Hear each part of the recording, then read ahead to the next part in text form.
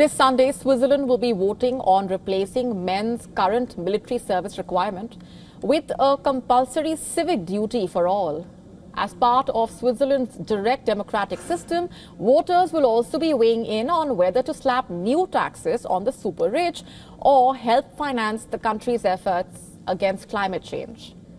Neither initiative is expected to pass, according to recent polls, but they have generated significant discussion in the wealthy nation. In fact, the Swiss government and parliament have urged voters to reject the two items, charging they would entail huge costs and could also threaten the economy. The so-called civic duty initiative initially garnered quite a broad backing, but its support has crumbled in recent weeks reportedly, with the latest survey showing 64% of those polled were opposed, and the committee behind the initiative maintaining that requiring every Swiss citizen, regardless of gender, to carry out national service in the army or in a civilian capacity would only strengthen the social cohesion. Today, able-bodied men in Switzerland must serve in the military or complete civilian service.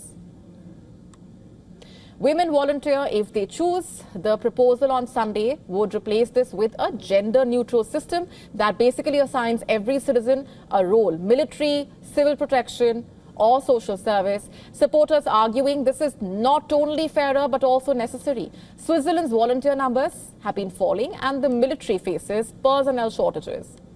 They say women already contribute massively to unpaid labor, childcare, elder care, community work, and that formalizing civic duty could make the country stronger, more cohesive, and better prepared for crises.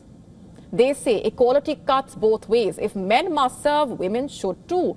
Shared responsibility strengthens society, quote unquote. But critics are warning that the proposal adds more burden to women who already carry out the majority of domestic and care work. And then there's the price tag, of course.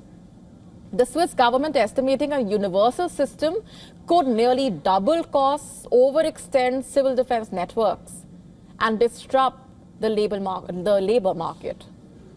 Beyond the gender debate, the vote is also a test of how far Switzerland is willing to actually go in recalibrating national security. With conflicts in Europe squeezing military resources, some Swiss leaders are warning that weakening or reorganizing conscription at this moment could be risky. On the same day, voters also decide on another explosive proposal: an inheritance tax targeting the ultra-rich. What's the plan?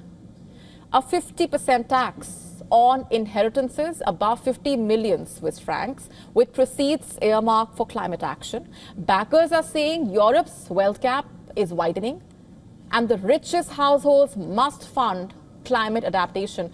Opponents say the tax would drive wealth and capital out of Switzerland.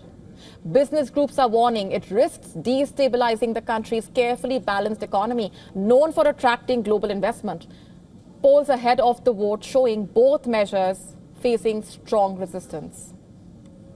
But the debate itself has exposed deep divides over gender roles, over national security, over social fairness, and over who should be footing the bill for climate responsibility in a wealthy, aging nation. Whichever way the vote actually goes, Switzerland's decision will be making its impact felt far beyond the country. Is compulsory civic duty for all the future of equality is the big question.